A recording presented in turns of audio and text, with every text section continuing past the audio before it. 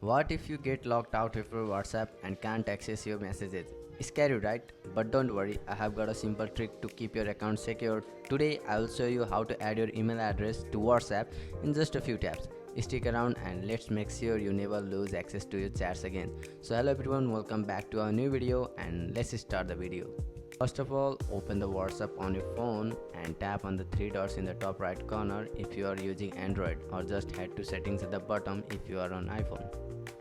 Now tap on account. This is where all your privacy and security settings are stored. Now look for the email option. Once you are inside, and now tap your email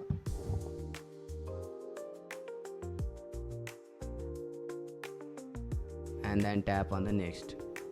Now a 6-digit pin will be sent to your email account.